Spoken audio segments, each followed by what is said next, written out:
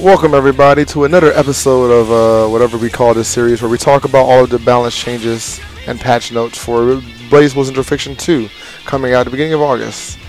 I am MastaStef, your host, and I'm joined here by Seiken, yet again. And in this episode we're going to be doing a 2-for-1 special. We're going to be talking about Mu-12 and Hazama. They both got minor changes, but you know they're nice changes. So we're gonna start off with Mu-12 since you got the least amount of changes. Seiken, take it away. All right, so with Mu, so once again, last time I talked about Noel, they're basically the same character. Oh wait, they are the same character. First change, standing hitbox increase. Oh, all right. So once again, she's so skinny that things tend to drop on her. So that would be less of the case. So her hitbox is increased. They're reducing the attack level on 5B. So what that means is it's gonna apply less block stun, less hit stun, and that's generally all attack level really dictates. Okay. Is the amount of hit stun and block stun an attack does. Yeah, so it won't really affect her combos at all. No. Do the Gatlings, probably not. But like if somebody just randomly just does 5B, it's probably gonna be more negative. It might hurt 5B late in combos, but she doesn't really do 5B late in combos, so she should be fine. Now, the next thing, it's actually a buff. I don't yet know the applications that can be done with it, but you know, whenever, so that's like her knockdown now, her untuckable knockdown button. Yeah. So 6B, the first hit, is getting increased untuck time. So I'm assuming that's gonna let her do better combos, probably. Probably she might get a combo or two that she didn't have before. It'll let her get like knockdowns super late and super prorated corner combos. All right. So like stuff where she does like a whole bunch of like Stein stuff. Yeah. But once again, I can't really figure out the application without it being in the game. Gotcha. But it's a minor buff. It's not huge, but it's there. The next thing she got was 236D. That it starts up faster. Oh. Yeah. So she can be more annoying with that now, because sometimes doing that isn't enough, because that'll happen. Yeah. But if this starts up faster, then that won't happen. She can lock you down easier. So be careful for 2 Stein laser setups. But it also says that the recovery increase, so she won't be able to go in behind it as quickly. Yeah. So it's a fair trade in my opinion. Right? Yeah, if you want to be annoying in zone, that's what like seems to be more it makes you commit to the zoning, right? So unless I have like lots of Steins out already. Yeah. So it makes you like think about using it without having just like 1 or 2 Steins out, basically. Also, the air version takes longer for her to descend, so it'll probably make it. That's probably it, just being more punishable. Or she can get some cool new setups, but I don't think she can hit a button. Yeah, she can't hit a button. So definitely the air version, it's a big nerf. I see. But I mean, I don't think it's that big of a nerf since it does start up faster, still in the air as well.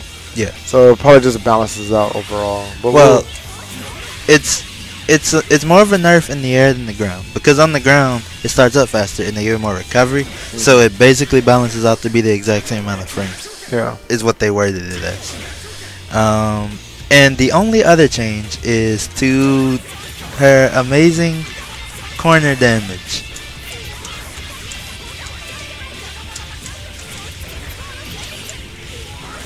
So what was that starter? 5B? It was 5C. Oh, okay. But that's a lot of damage. They're nerfing that, right? So any combos where she does 6C, the P2 proration has been nerfed. Alright. So her combo damage, or in the corner. For those at home, why don't you just explain what P2 means? Basically, proration in this game works where they have it's basically a percentage. Proration percent. Yeah, got it. So every move has P1 proration, which is if that move is the first hit of a combo. And then P2 proration is if that move is anything past the first hit in the combo. That is now the percentage applied to the combo value. Yeah, so basically if my 5B, I don't know how much my 5B does offhand, but if my 5B does like 500 damage as a starter, then end combo it would do a percentage less based off of its P2 value, right? Yeah. All right. So if it has like a 50% P2 value, instead of doing 500 in a combo, it'll do 250 in a combo. Not necessarily, because there are other things that are also included in that formula. Like the number of hit in the combo it was, and there's one other thing that affects it. Oh, any bonus proration, and every character has a combo rate. That's something that could possibly be saved for a different video. Yeah, so it's basically just a giant math equation. But long story short, if your P2 is nerfed, then it nerfs the damage on that button specifically. And the buttons following. And the buttons following after, of course, yeah. Which means that if you spam 6E in a combo a million times, you won't get as nearly much. She does have combos where she could do a bunch of 6Es. It doesn't really affect me that much because I don't use the 6C spam combos that much. If I can remember it. Yeah, like I think that's the starter for one. So that's not it.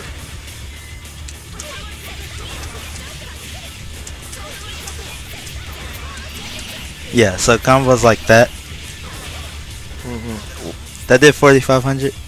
That'll probably do like 35 or 3,600 next. Okay. So they're kind of just normalizing her corner damage. Yeah. So she's not like a special snowflake that gets like 4K off every touch in the corner. Yeah. That's fair. But that's technically false because she has combo routes that don't do 6C that often, that do just as much, if not more damage. Alright then. Well, and that's really all of her changes. She is relatively unchanged. Just a slight toning down of the damage and access to a slightly better grounded neutral tool. Alright then. So you think she'll still be around the same post-patch, like not much change? Strength-wise, I think she'll be the same. Tier-wise, I think she might move up a little bit because some of the other stronger characters are moving down. Because, truth be told, she was already a pretty strong character. Yeah. Right? Like, she wasn't, like, up there with the top tiers, but she was, like, the level of power right beneath them. Yeah, in my opinion, she could fight all of the top tiers fairly well as well. Yeah. So, now that the top tiers are being brought down to her level, they'll all be on the same playing field. And when everyone's super, no one will be. No one will be. Alright. So that's Mu-12 changes. So now we're going to move on to my boy, Hazama. So Hazama actually got, much like Mu, he got not too many changes. He got enough, though, that will definitely make a difference, especially considering his state of being currently. So the first major change about Hazama is that his aerial D moves, any D move in the air, now goes into the long range version faster. So what that means is on all of Hazama's D normals, he has two different types of hits done. There's a short range hit stun, which as you see, he takes out very quickly. So I'll just do that, like I don't really get anything off of that. And there's a long range version to where it has a massive amount of hit stun that lets me follow up and get a full combo.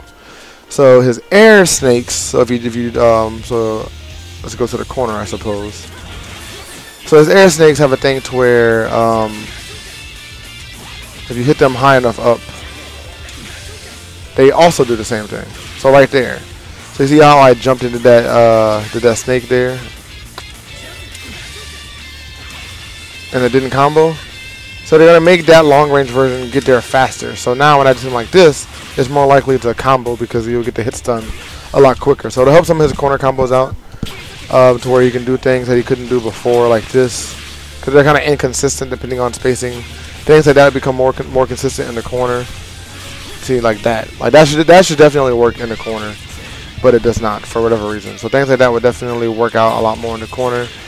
But it would give a little combo consistency basically to some of his combos, which is pretty cool. So next, his A follow-up from his drive will now total recovery reduced when used after an aerial D move. So if he does that, he recovers a lot faster if he cancels a snake using A in the air. He seems to recover like fairly fast already, so I'm not quite sure how much faster he's gonna recover. I'm not sure what I don't know if you're gonna be able to maybe act out of it now and do something else in the air, because right now, as you see, it does take a long time before you can act out of it. So maybe they'll want him to like act faster in the air. Maybe it'll open up new combo routes or different like ways to annoy your opponent from the air. We'll see. Another big follow-up is that all of his B follow-ups from his drive now are fully projectile and vuln. So that's actually pretty huge, because right now, if I do that, we can get it to time correctly. Probably not. So yeah, if I do this right now, right there, bam. He's not projectile and vuln at all. So whether I do that follow-up in the air or on the ground now, he is fully projectile and vuln, meaning he'll go through any projectile as long as he is in motion. Probably when you press a button, you'll probably lose the invincibility, or when you stop moving, you obviously lose the invincibility. But as long as you're moving, you're completely projectile and vuln, which would make a lot of matchups completely different for Hazama. Like, any zoner or any character that can like just throw stuff on the screen has to be a lot more careful now. Yeah, part of me doesn't want to play this matchup. Because like Mu doing all of this won't matter anymore, because I can just do that and I can get in. Granted, you still have to work on your angles, because you won't be able to get in if you don't have the right angle.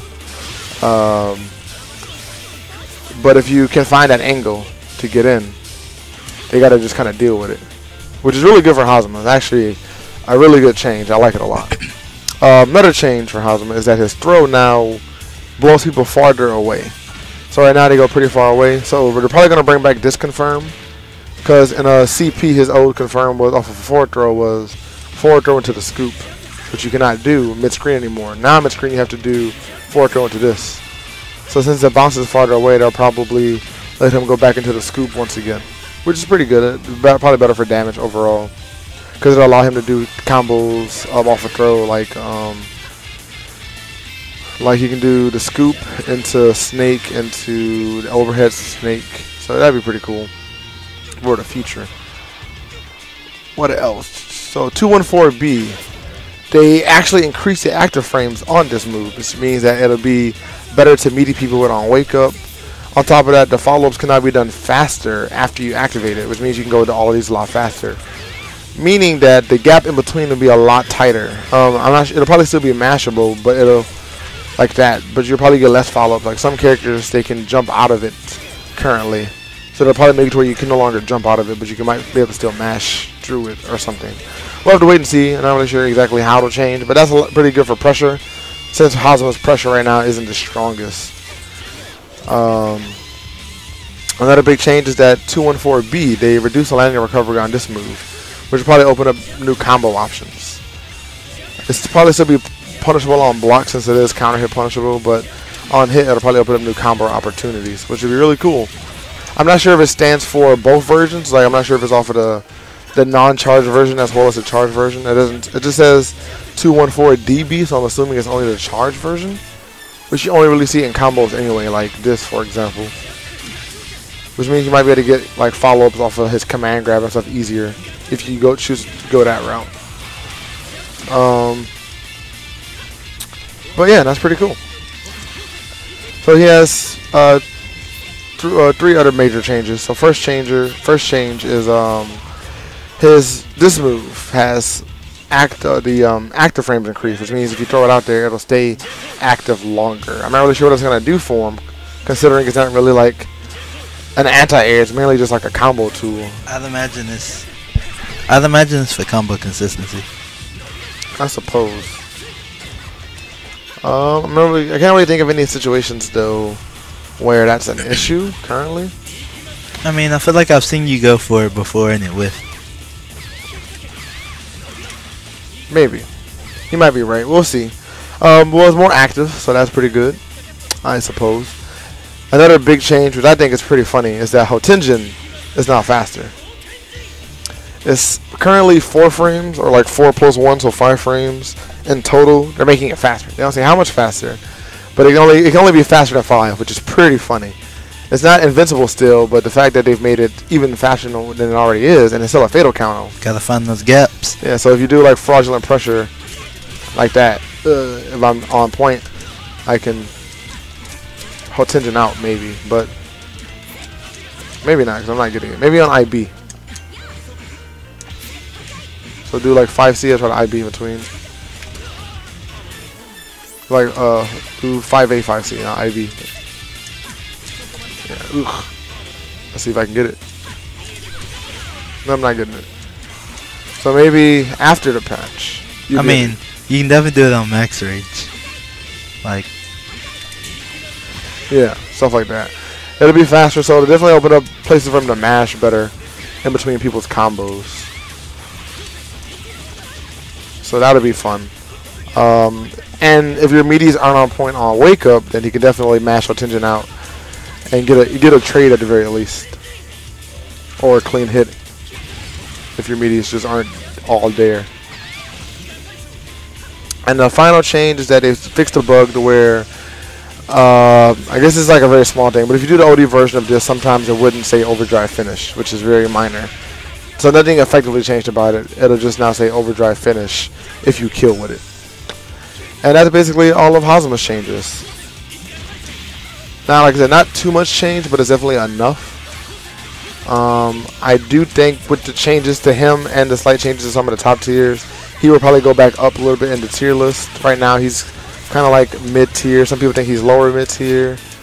This is only the first game where Hazama hasn't been like high to top tier.